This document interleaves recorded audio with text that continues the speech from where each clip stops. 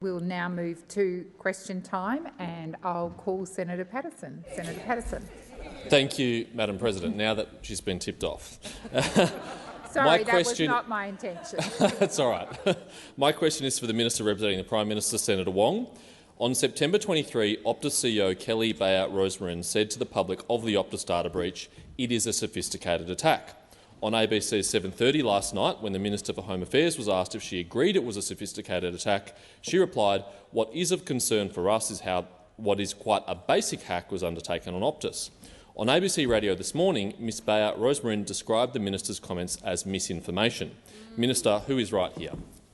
Good question. Senator Wong. That was to me, wasn't it? Yes. That's a pity.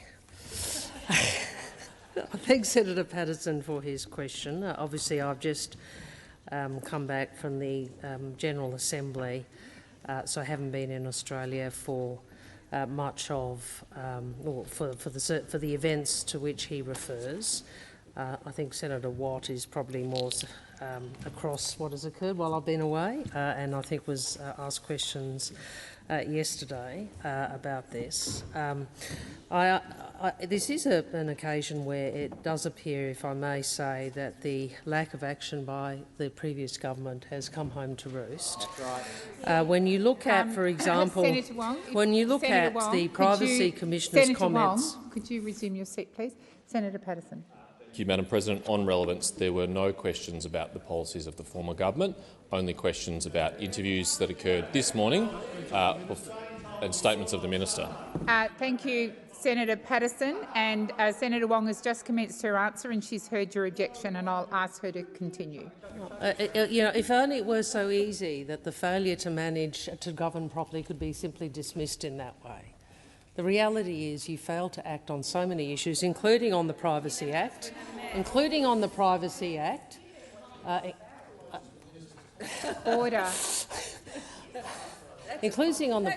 Act, and in relation to cyber security more broadly. And as a consequence of the government's failures on this front, Australia is less prepared and less resilient to cyber attacks than we should have been.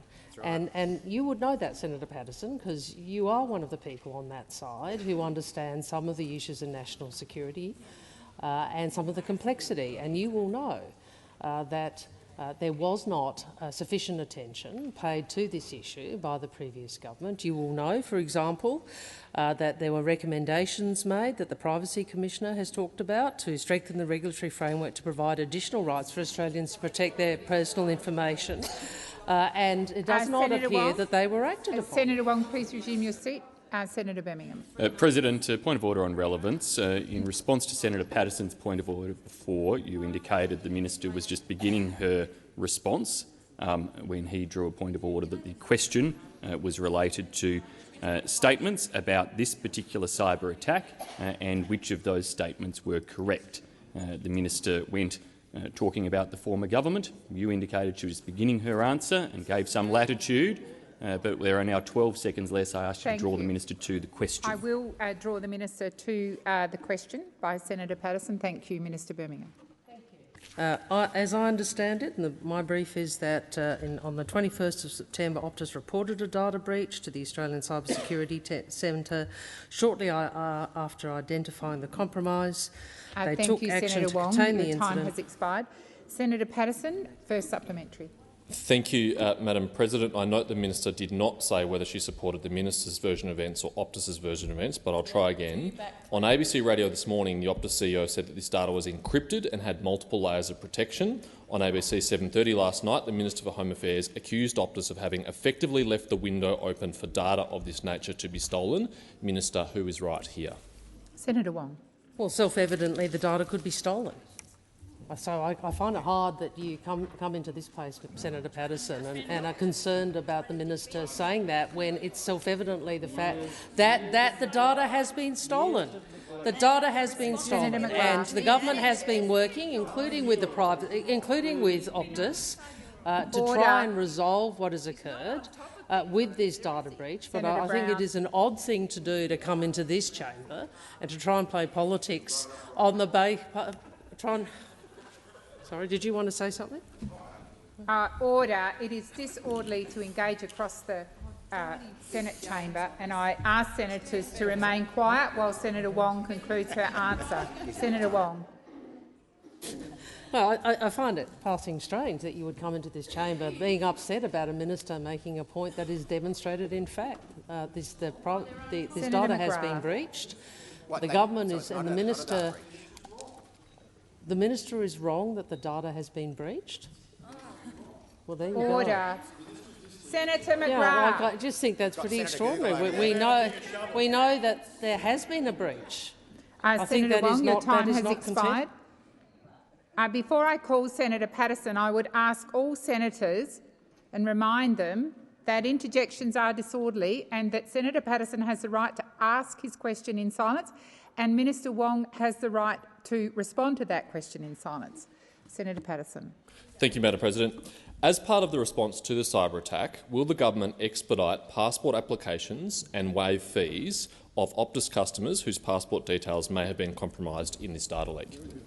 Minister Wong.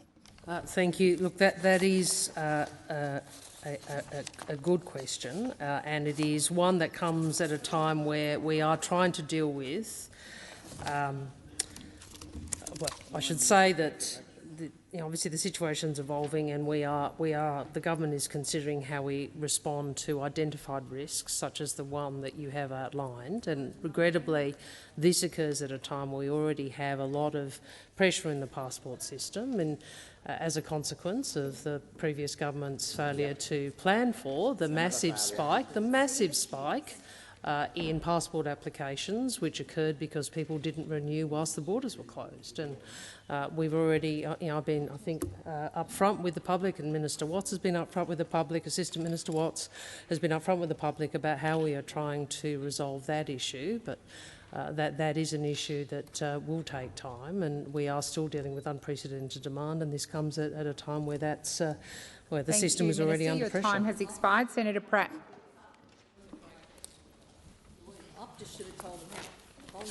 President. I have called you, Senator Pratt. My question is to the Minister for Finance and the Minister representing the Treasurer, Senator Gallagher. Can the Minister detail the global economic headwinds that the Australian economy is facing? Senator Gallagher. Thank you, President, and I thank Senator Pratt for the question. Last night, the OECD revealed analysis outlining the significant downturn they are anticipating, with downgrades to the growth outlook for almost all of the world's major economies and almost all of our major trading partners. The OECD analysis has wiped 0.6 percentage points off the global growth projection for 2023, is predicting no growth at all for the UK next year, negligible growth in the United States, slower growth in China than previously predicted. And these factors are contributing to this are growing inflationary pressures, increasing energy security shocks, the continued illegal war advanced by Russia against Ukraine, and extreme uncertainty over the future. This analysis from the OECD is confronting reading, but I want to assure Australians that we are working all day and every day to put the Australian economy in the best position it can be placed in to tackle these global challenges head-on. In a few weeks, the Treasurer, Dr Chalmers, will be going to Washington for a short trip to meet with our international counterparts about some of the current challenges, to discuss some of these difficult issues and challenges that lie ahead, not just here in Australia but globally. The reality is, certainly from my point of view, that the budget could have been in better and stronger position if it wasn't for the years of mismanagement from those opposite. And we are doing what we can to put that budget back on track. But there's no doubt that there are some difficult days ahead, which will require a lot of work and cooperation and collaboration with our international counterparts. But I can assure Australians that the Treasurer and I and our colleagues are working day and night to make sure that the budget we put together in October assists with meeting some of these challenges. Thank you, Senator Gallagher. Senator Pratt, first supplementary. Can the Minister outline how the Australian economy is placed to deal with some of these global challenges? Thank you. Minister. Thank you, President. I thank Senator Pratt for the supplementary. Here in Australia, we do have some advantages that will position the economy well to withstand the worst of these challenges. But as the OECD report identifies, some of these are intensifying and not disappearing, and the Australian economy will not be immune from these impacts. We are a government that from day one have been upfront with Australians about the situation now, and that we forecast to be the challenges that we collectively face in the future. This is a stark difference to the kind of government we saw when those opposite were in office. As I said, this is not aided by the state of the books we inherited, which isn't, in good shape, and we are making some. Well, I'm happy to debate that with you too, Senator Henderson, if you want to bring that on. But we enter this period of uncertainty after a wasted decade, the consequences of which can be seen in wages growth, flatlining productivity and $1 trillion of debt. Senator Pratt, second supplementary. Can the minister outline why the Albanese Labor government is best placed to guide the Australian economy through these challenging times? Thank you, Senator. Minister. Thank you, President. I can. It is critical for Australia's economy that we deal with some of the challenges, like we have been doing with climate after 10 years of wasted years on energy policy. 22 failed policies and not one of them landed. Looking at policies like cheaper childcare, investing in TAFE, cleaner and cheaper energy, skills reform and a future made in Australia. We need to make sure that we are dealing with the waste and rorts that was defined the period of the previous government, but this is just the beginning, not the end of our work. Our work will last beyond this budget and into the next. It will take multiple budgets to fix the mess we got left, and it will involve some hard choices. But despite everything that's been thrown at us, Australians have every reason to be optimistic about the long-term prospects of our economy and our country, and certainly the budget that we are putting together right now. Thank you, Minister. Senator Cash. My question is to the Minister for Finance, Senator Gallagher. Will the minister rule out tax increases or new taxes on Australians in the coming budget? Thank you, Senator. Minister. After Johnny. Order. Order. Order. The minister is on her feet waiting to answer the question, and there needs to be silence. Thank you, Minister. Thank you, and I welcome the opportunity to talk about the Albanese government's plan to fix the budget and to deliver on our promises. We have made it clear that, and we made it clear during the election campaign, that our focus would be on multinational tax reform. We outlined that in our plan for a better budget. We were clear about that in terms of the revenue that it would return. We were also clear about the savings that we would seek to put in place to fix the budget that you broke. That is clear in our, what would we call it, better budget, better economy, Labor's plan for a better future. This is the plan that got endorsed. Senator Gallagher.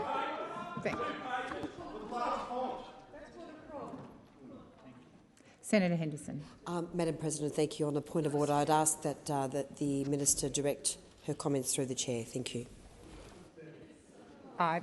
Well, there was so much disorder then. I think the minister was, apart from one interjection, but I will remind senators once again that interjections are disorderly and that comments need to be directed to the chair. Please continue, Minister. Thank you. I was just getting started. Thank you, President. But we will not be lectured. We will not be lectured by when in government. When you lot were in government, you're the highest taxing, highest spending government in history. And here you go, trying to lecture us about it. We've been clear about what our plan is. Our focus is on multinational tax reform. You could also support our approach to reduce taxes on electric vehicles. Minister, we actually want to lower taxes. Minister, please resume your seat. Senator Birmingham. President, point of order on relevance. Senator Cash's question was very clear, asking about tax increases or new taxes on Australians. It wasn't about multinationals, it was about on Australians. Thank you, Senator Birmingham. I would ask senators, when they call points of order, to please be brief. Order. I'll call the minister. I do believe she's being relevant. Please continue, Minister.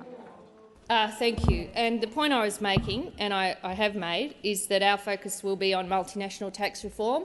Our focus in the budget will be implementing the commitments we took that formed part of Labor's plan for a better future. We won't be lectured by those about taxes. Well, how about you support? Order. Our proposal to lower taxes. How about that? We thought you liked lower taxes. Order. Lower taxes on electric vehicles. How about that? How about you support that? We're trying to lower taxes. Order. That's a priority. Minister. And you guys won't have a bar of it. You want to keep them high. Minister, please resume your seat. Senator Henderson.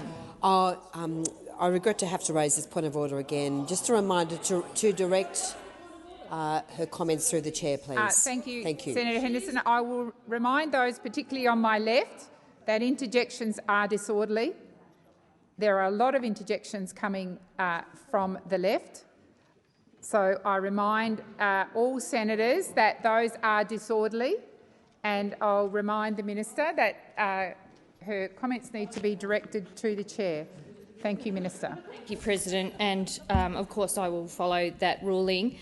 We won't be lectured by those opposite about taxing when their record on taxing was the highest taxing government. We are doing the responsible thing. We'll be implementing the commitments we took to the election. Thank you, Minister. Senator Cash, first supplementary. Thank you, President. Can the minister guarantee to the Senate that there will be no changes to franking credits in the upcoming budget, as Labor promised at the last election? Thank you, Senator Cash. Minister. This budget will be our opportunity to implement the commitments we took to the election. Order. Which we took to the election. As I've been clear, we are implementing the policies that we took. Remember those? We've got them. We've got the policies. We will be implementing the October budget is partly to implement our election commitments, and the other part of the October budget, through you, President, is to deal with the waste and rorts that you guys buried in the budget as a payoff to Minister, colleagues when you used. Please resume your seat.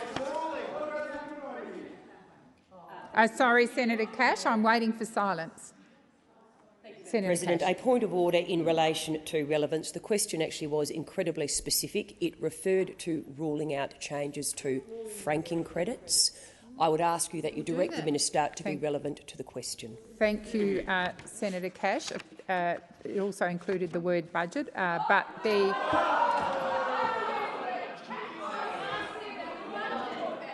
I can't direct the minister to answer your question. I can order. I can direct the minister where she's not being relevant to be relevant. I'll ask her to continue. Please continue, Minister. I think I've answered the question. The budget, which I was asked about, you are right, President, I was asked about what will be in the budget. It will be a combination of policies we took to the election and the first stage of the waste and rorts work that I've been doing, cleaning up the mess, the billions of dollars in the budget that you buried for political convenience. That's what this budget will be about. Senator Cash, second supplementary. President, can the minister advise whether Australian families will receive the promised $275 energy bill relief in the upcoming budget? Thank you, Senator Cash. Minister.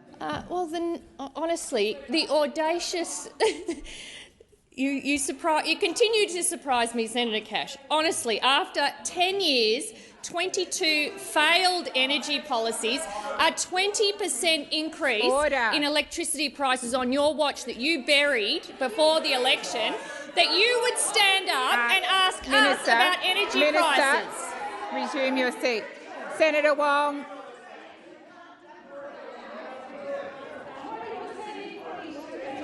Order.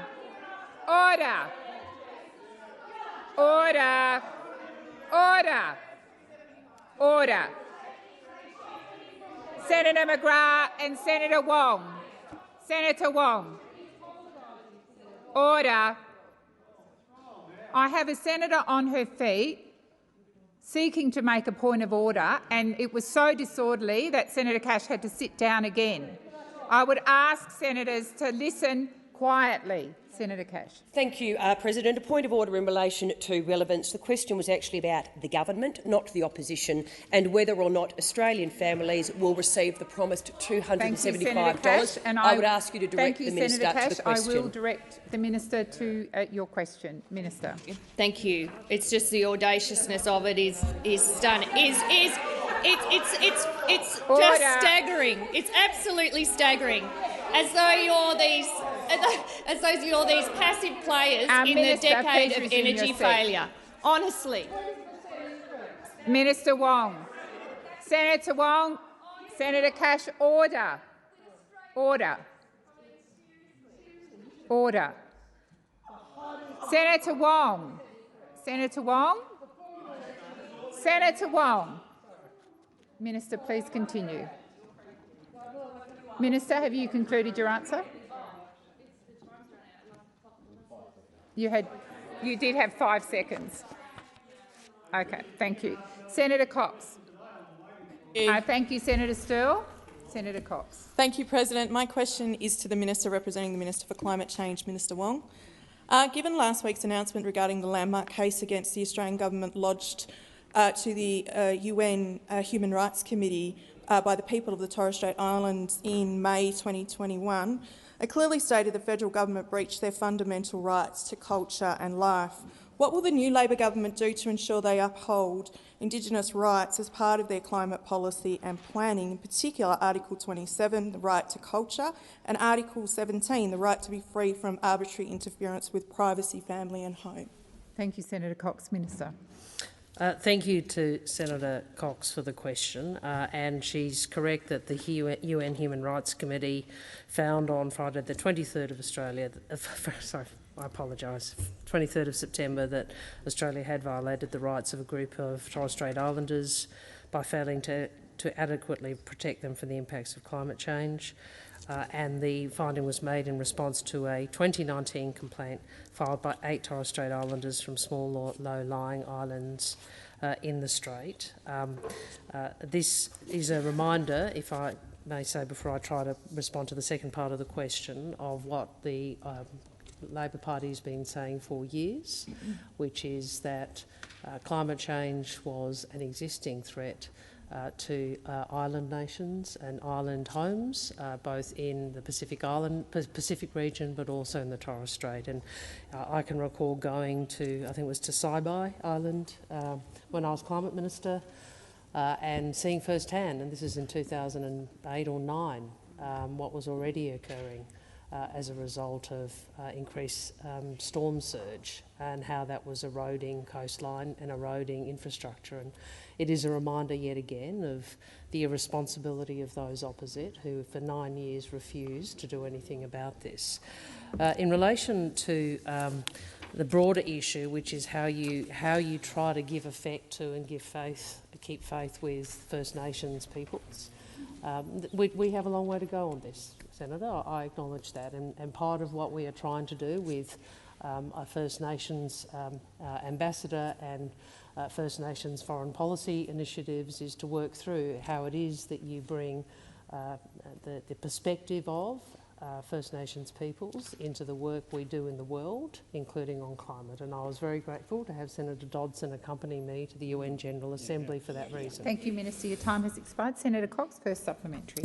Australia can no longer hide behind the fact that, or the myth, in fact, that Scope 3 emissions are not their responsibility and they are free of legal obligation after this landmark case. What are the decisive steps this government are taking to drastically cut emissions and invest in adaptation measures in the Torres Strait Islands and other First Nations communities vulnerable to climate change? Minister. Thank you. In relation to the first part, we're not hiding behind anything. That is the framework the United Nations has agreed, Senator. So let's be clear about that. That is that we are adhering to a framework that the world community has agreed. And we will take decisive steps, as we are taking for the first time in a decade, to reduce emissions.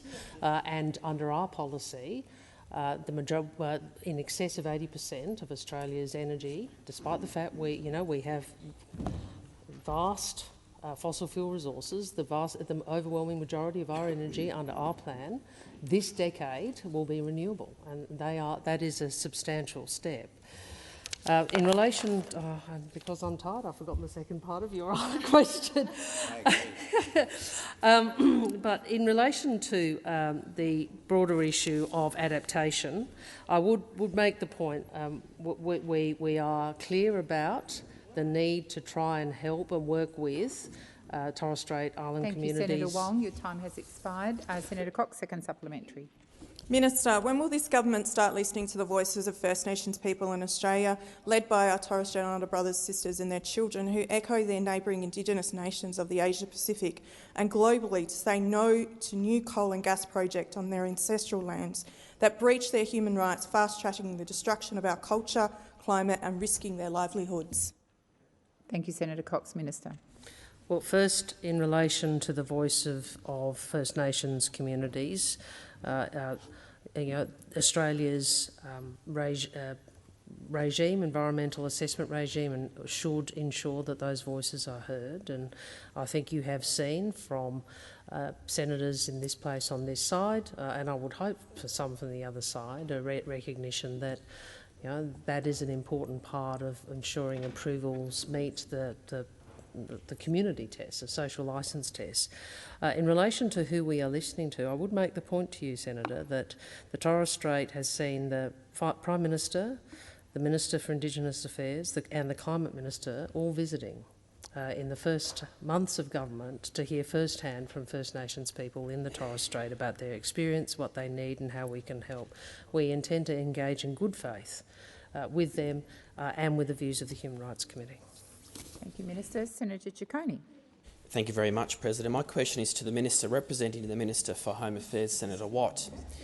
The cyber attack on Optus and the theft of personally identifiable customer data is of great concern.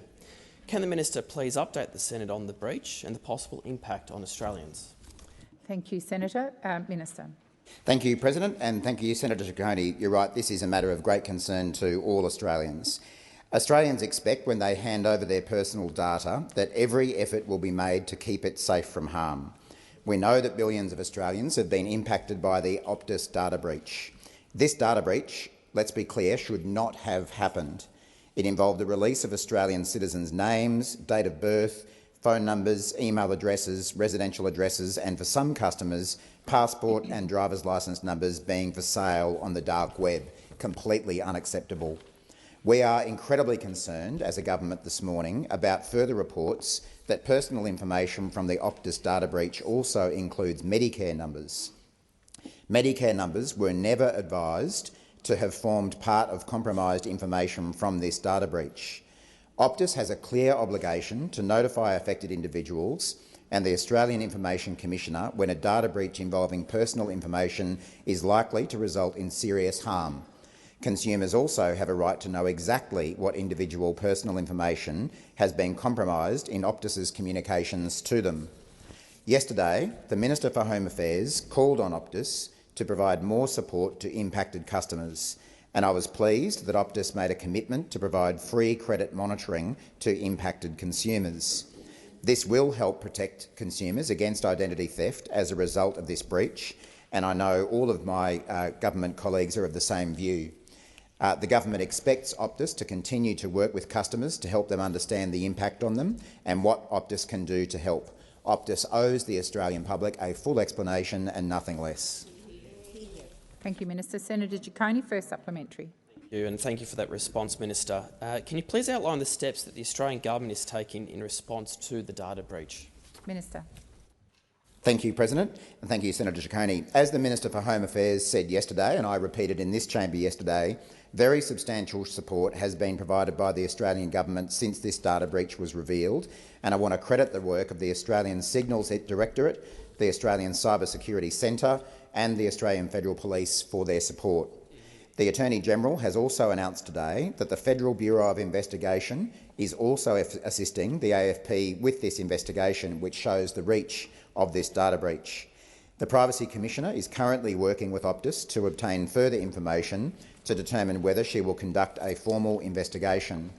While we will, of course, not go into the technical assistance and cybersecurity advice that is being provided to Optus, we want to reassure Australians that the full weight of cybersecurity capabilities across government, including the Australian Signals Directorate, the Australian Cybersecurity Centre and the Australian Federal Police, are working around the clock, along with ministers, to respond to this breach. Thank you, Minister. Senator Ciccone, second supplementary.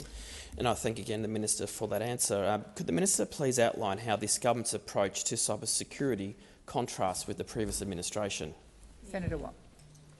Thank you, Senator Ciccone. And this is a very important point that I know Senator Wong was going to in her answer to Senator Patterson's questions as well. I've here outlined the approach that this government has taken in the short time that we've been in office in response to cybersecurity in general and in response to this particular data breach. And the contrast with the inaction and sloth that we saw from the then government for 10 years could not be greater. Just to give you one example, in March 2019, over 3 years ago, the then Attorney-General, Mr Porter, stated that existing protections and penalties for misuse of Australians' personal information fall short of community expectations 3 years ago. He followed it up by finally introducing legislation in June 2019, saying again that penalties needed to be increased for data privacy breaches. That legislation then sat around doing nothing for 3 years. Further legislation was introduced just before the election and nothing happened. Now, I noticed Mr Tan this morning saying this government was asleep, the former government was asleep at the wheel. Here is yet another example of doing so. Your time has expired. Senator David Pocock. Thank you, President. My question is to the Minister representing the Minister for Social Services, Senator Farrell. ACOS has today launched a new report, How Job Seeker and Other Income Support Payments Have Fallen Behind the Cost of Living. We already know Australians are suffering the worst cost of living crisis in generations. The report reveals just how bad this is. 62% of low-income earners are eating less or skipping meals. 71% are cutting back on meat, fresh fruit and vegetables. Almost half of low-income earners spend half their income on rent. 71% of low-income earners have been cutting back on heating over winter. When will the government raise the rate above $48 per day and lift millions of Australians out of poverty? Thank you, Senator. Senator Farrell. Thank you, President, and I thank Senator Pocock for that very important question. The issue is one that the current government takes very seriously and appreciates the sentiment in which you've raised this and the sincerity with which you have raised the issue. I'll make a couple of observations about the process. Of course, there will be an indexation process in the October budget, and we know from statements already made by the Prime Minister that he is obviously concerned about the issue, concerned about the people who find themselves in this situation, and he has undertaken to look closely at the issue and to see what can be done in what is a very difficult budget circumstances. We were left with $1 trillion worth of debt, as has been said already. The highest taxing and highest spending government in history, the previous government. That's left us with an extremely difficult set of financial circumstances to deal with. But the Prime Minister understands the issues that people in these circumstances find themselves, and he has undertaken that he will look at the issue and look at the issue. Thank you, Minister. Your time has expired. Sorry. Senator Pocock, first supplementary. Thank you, President. Thank you, Senator Farrell. Outside of indexation, will the rate be raised in the September budget? Thank you, Senator Pocock. Minister. Thank you, Senator Pocock, and again, thank you for your question and your concern in this space. I'd make this observation that it's not customary for ministers, particularly ministers like myself, to reveal what may or may not be in the budget. That's for the Treasurer to deal with, and he will deal with that in due course. And we don't have very long to wait to find out what will be in what will be the first Albanese budget. However, I can say this, that 5 million people on. Thank you, Minister. Your time has expired. Senator Pocock, second supplementary. Thank you, President. We hear much from the government about tough challenges and tough choices that the government face. This is about choices. What do you say to Canberrans like Sam and Leilani who are here today about whether they should choose between housing or heating? What do you say to them when you're subsidising a fossil fuel industry that's making record profits to the tune of billions of dollars of taxpayer money? Thank you, Senator. Minister. Well, I say welcome to the Senate to them. If they'd like to identify themselves, I'll give them a little wave. There we are. There they are. Look. Order. Order. I've answered all of the questions as honestly as I can. I wish with a wave of a wand we could solve every difficult financial issue that we. I wish with the wave of a wand we could solve every difficult financial issue that we were left by this incompetent coalition government over the last 9 years. But we're not going to be able to do that. But we understand the issues, and I can only repeat what the Prime Minister has already said, that it's his intention to look at this issue from now on in respect of every budget. Thank you, Minister. Your time has expired. Senator Cadell. Thank you, Madam President. My question is to the Minister representing the Minister for Health, Senator Gallagher. Minister, on 29 July, the Minister for Health said, "It's never been harder or more expensive to see a doctor in Australia." And just yesterday described the GP shortage as terrifying and something he is deeply concerned by.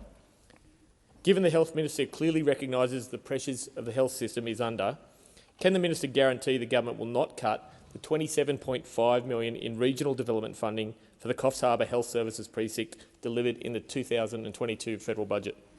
Thank you, Senator Cadell. Minister.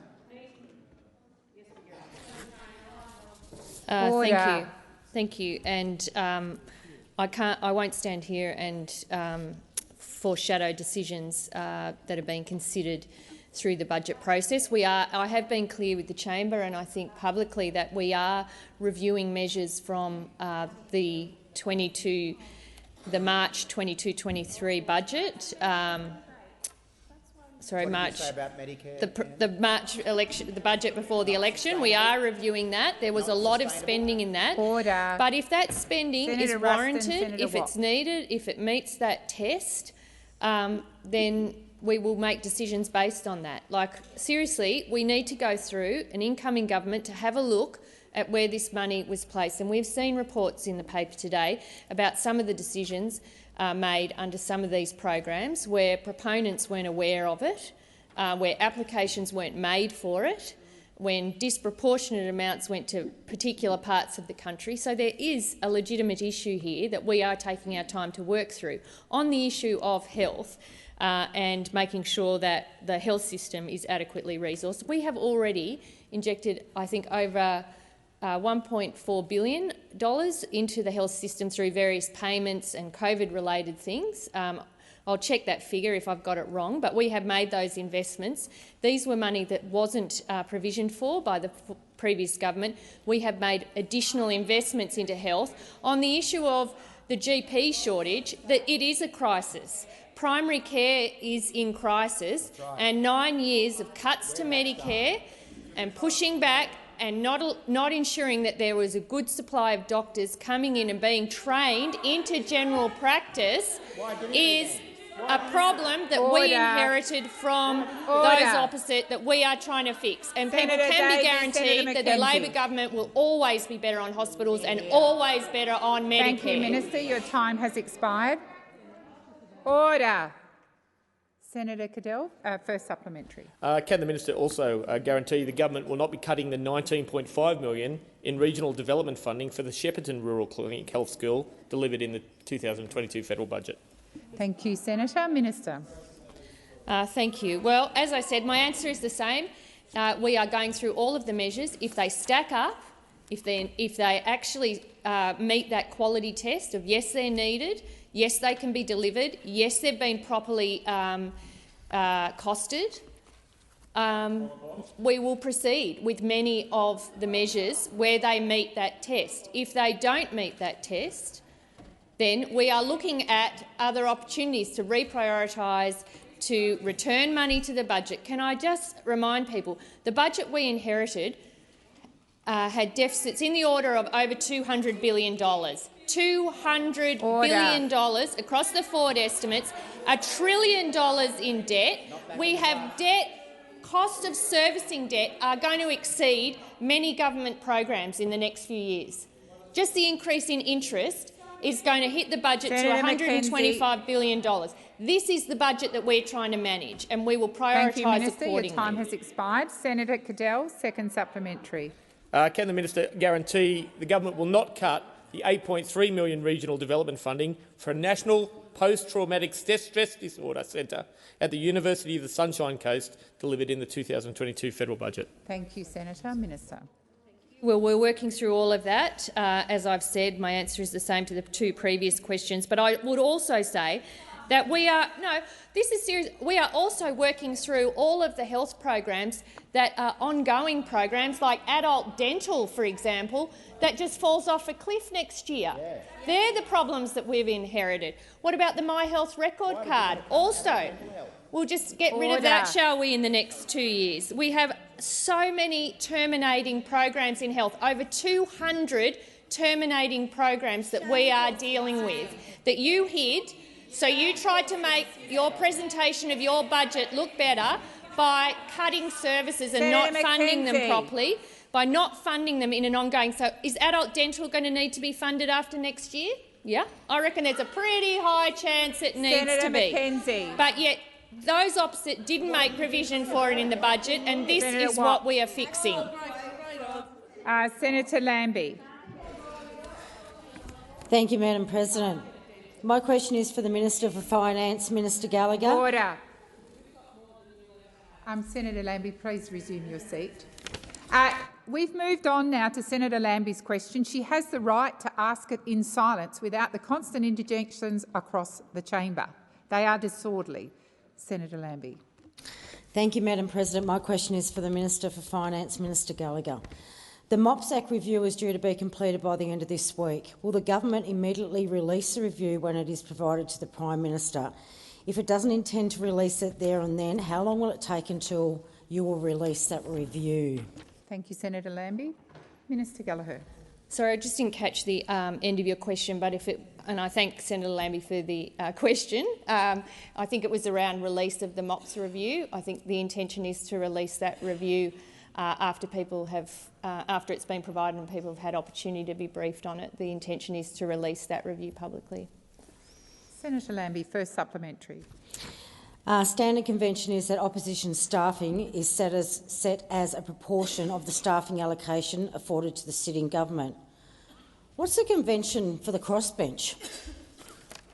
Minister.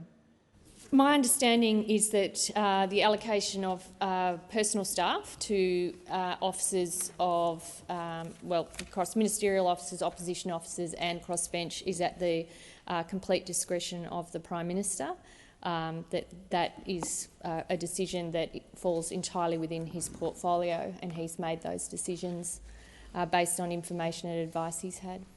Thank you, Minister. Senator Lambie, second supplementary. Since the Prime Minister has never been come from a crossbench, why should the leader of a political party have the power to set the resources available to his political opponents? Thank you, Senator Lambie. Minister Gallagher. Thank you. This is the arrangement that has existed for some time, is my understanding, that staffing levels in this building and how many advisors that people are entitled to have is at the discretion of the Prime Minister. I think, certainly from the discussions that I've had with him, that he felt that additional staff over and above EO staff should be provided to members of the crossbench where they had additional responsibilities, and that's what he's done. So everyone gets the 4 electorate office staff, and where there's additional responsibilities, and I think in the Senate people have been provided with 2 additional staff. On top of that, that means as personal staff, crossbench have 6 staff available to them, and that we use electorate office staff as members in this place do all the time. In fact, I'm using EO staff in my office when required as well to support parliamentary responsibilities. Senator Sterle. Thanks, President. My question is to the Minister for Trade and Tourism, Senator Farrell. The tourism and travel industry have had a few challenging years. Given today is World Tourism Day, can the Minister please provide an update on how the industry is faring? Thank you, Senator. Minister. Thank you, President, and I thank Senator Sterle for his excellent question on World Tourism Day. And it is, in fact, World Tourism Day today, and I'd like to say thank you to the dedicated people who work in our tourism and travel industry. Without you, we wouldn't have such a robust and vibrant tourism industry. The survival of tourism businesses and the growth that we've seen in the domestic tourism market is a testament to the hard work and dedication of those people who work in this industry. It has been a very tough few years for many travel and tourism businesses. Managing through the pandemic was no small feat. But Australians are back out enjoying some of our iconic regions, ticking things off their bucket list and supporting local travel and tourism businesses. Tourism Research Australia's data shows that domestic tourism is actually booming. Many regions have surpassed where they were pre-pandemic, and others are close to pre-pandemic levels. The previous government had all of the wrong priorities. They had to be dragged kicking and screaming to introducing JobKeeper, and then they moved it from tourism businesses far too early, knowing that many were still struggling immensely. The growth seen in our domestic industry is a testament to the hard work of those who work in the visitor economy and their determination to keep the doors open and the tours operating. And again, I say thank you to every single person who works in our tourism and travel sector. Thank you, Minister. Senator Sterle, first supplementary. Yes, thank you, President. Minister, what is the Albanese government doing to support tourism and travel industry to recover post-pandemic? Minister. Thank you, President, and I thank once again Senator Sterle for his very important question. This government, unlike the previous government, understands the importance of the travel and tourism industry, and that's why we've decided that in the upcoming budget we're going to invest in the recovery of this sector.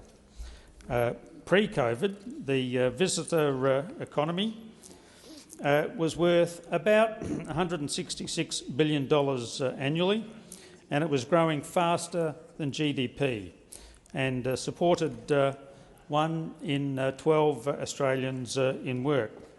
Our $48 million tourism package aims to attract and train workers, upgrade caravan and camping infrastructure, increase the focus on business events. Thank you, Minister. Your time has expired. Senator Sterle, second supplementary. Yes, President, thank you. So what are some of the outcomes, Minister, are you hoping to come from the Tourism Ministers' meeting? Thank you, Senator. Minister. Thank you, President. And that's an excellent question, Senator Sterle. Pre-pandemic, tourism employed almost 1 million Australians across every state and territory. And it's a truly national industry in which every jurisdiction has an interest in maintaining and growing, which is why I'm looking forward to meeting with my fellow tourism ministers at the upcoming ministerial meeting in Adelaide next week. We'll be discussing ways that all governments can work together to support our tourism industry in all of the regions. There will be a focus on addressing the workforce and skill shortages, as well as issues facing aviation in our country. These are some of the largest problems facing the sector, and unfortunately no region has been immune. They're not new issues, just ones that the last government Thank simply— you, Minister. Your time has expired. Senator Dean Smith. Thank you, President. Thank you, Senator Farrell, for that. My question is to the Minister representing the Treasurer, Senator Gallagher.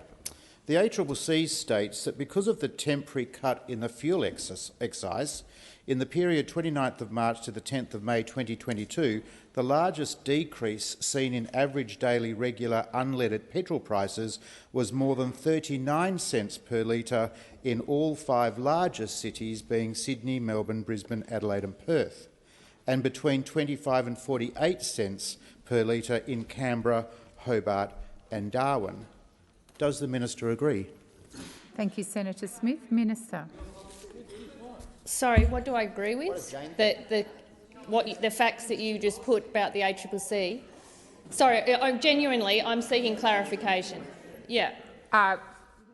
If you'd like to reread the question. My question is to Senator the Minister Smith. representing the Treasurer, Senator Gallagher. The ACCC states that because of the temporary cut in the fuel excise in the period 29th of March to 10th of May 2022, the largest decrease seen in average daily regular unleaded petrol prices was more than 39 cents per litre in all 5 largest cities, being Sydney, Melbourne, Brisbane, Adelaide and Perth, and between 25 and 48 cents per litre in Canberra, Hobart and Darwin. Does the Minister agree? Thank you, Senator Smith. Minister. Thank you. Well, I've got no reason to disagree with the ACCC. Order. I have no reason to. The information I have before me aligns largely with that, which is, I think, taken from a different data source. But yes, in the larger markets, falls in the order of anywhere from 26% in Sydney to, I think, the biggest in Perth and Darwin, which were higher than that. So yes, I have no reason to disagree that because of the fuel excise temporary measure, that we did see a fall from the peaks that were experienced in March. Thank you, Minister. Senator Smith, first supplementary. Thank you, President. Can the Minister advise the Senate on the average monthly benefit to motorists living in Sydney, Melbourne, Brisbane, Adelaide and Perth of the decision to provide temporary fuel excise relief? Thank you, Senator Smith. Minister. I don't have that information. I'll see if I can make it available, but it would vary obviously across households considerably, depending on the number of cars, the distance that you travel for work, people obviously living in the suburbs and commuting to the city versus those that were in the city. I mean, it's a whole range of different factors there, but I don't think any of us are disputing the fact that the excise, which cost $2.9 billion for 6 months, reduced the price of petrol at the Bowser. That was the intention of that policy. It was when petrol prices were considerably higher than they are right now. Your party, when in government, set the timetable for that to come off at the end of September. Our decision is aligned with the timetable that you, when you were in government, set. It was set as a temporary measure, and as people would know, I'll have the opportunity to talk further. Senator Smith, second supplementary. Thank you, President. The Treasurer, Mr Chalmers, has said industry estimates that there will be more than 700 million litres of lower excise fuel in the system when the fuel excise is reintroduced. And so the ACCC and the government expect that the price of petrol shouldn't shoot up at the Bowser on Wednesday night by the full 23 cents if the normal market pressures are in operation, end quote. Given the Treasurer's comments, can the Minister confirm the date on which Australian motorists can expect to be paid? Well, it'll be the date when those 700 I can't remember the exact figure. It was the exact figure that you quoted, 700 million litres, when that expires. I mean, that's the point we're trying to make, that we would not expect, and we will look very firmly down on any petrol station that has supplies purchased under the previous arrangement that sees the need to overnight jack the price up 23 cents a litre. We want to make sure that people get the right deal to the maximum possible benefit from the fuel that was purchased under the arrangements where the temporary measure was in place. I think that's entirely reasonable. I hope you would agree with that. And I think petrol stations will do the right thing, and we want to make sure the Australian people knew about that, which is why we made those comments last week, and it's why the ACCC will be watching this as the temporary measure comes off. But we would like to see people do the right thing. It's a generous measure that's been put in place, Minister. but it's Your only time temporary. Has expired. Senator Green. My question is to the Minister for Foreign Affairs, Senator Wong. Can the Minister report to the Senate on her visit to the United Nations General Assembly and on her message to other countries on the need to protect and promote the international rules-based order? Thank you, Senator. Minister. Can I thank Senator Green for her question and for her interest in international affairs, and thank you on indulgence. Also thank my colleagues, particularly Senators Farrell and Gallagher, for covering me in my absence yesterday. President, Australia helped create the United Nations after World War II, and we did that because it was in our interest to have a world in which countries operate by agreed rules and norms, and where outcomes are not determined by power and size alone. In fact, if you look at what is occurring in Ukraine, it is a reminder of how much all of us have to lose if we fail to protect the United Nations Charter. Australia and every other country in the world cannot accept a situation where large countries simply can determine the fate of smaller countries. We don't want to see any one country dominating or any country being dominated. So for this reason, Russia's attack on Ukraine is an attack on all smaller countries, and this was a message in meetings around the UN General Assembly week and in the national statement that I articulated on behalf of Australia. It is a position which aligns us with nations around the world, particularly those small and medium-sized nations. I had the privilege of delivering a national statement to the General Assembly on behalf of Australia. In that I made the point that we are more than just supporting players in a drama of global geopolitics. We can't leave it to the big powers to work it out, and we can't be passive when big powers flout the rules. That is Australia's historical legacy at the United Nations. It is a legacy that the Albanese government seeks to renew. We all want a world that is stable, that is peaceful, that is prosperous, and that is respectful of sovereignty. And it is up to all of us to create that world. And in Australia's own region, we have to ensure also that competition does not escalate into conflict, and it is up to all of us to consider how it is we can avert such catastrophic. Senator Green, first supplementary. Thank you, President. Can the Minister outline how she used her time in New York to advance the national interest? Thank you, Senator. Minister Wong.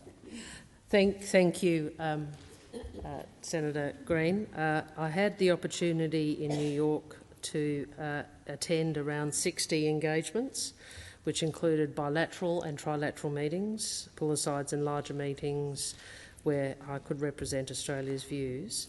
Bilateral meetings obviously reflected our key national priorities. It was an opportunity to meet with counterparts from countries that I've not had a chance to visit, as well as to re-engage with those nations, representatives from nations which I have had the opportunity to visit. Those direct meetings included Indonesia, India, Timor-Leste, Ukraine, Solomon Islands, Kiribati, China, Jordan, the United Kingdom, the Netherlands and others, and were often focused on the threats to the rules-based order and what we could collectively do to protect it. There was also a major focus of a meeting with Quad foreign ministers.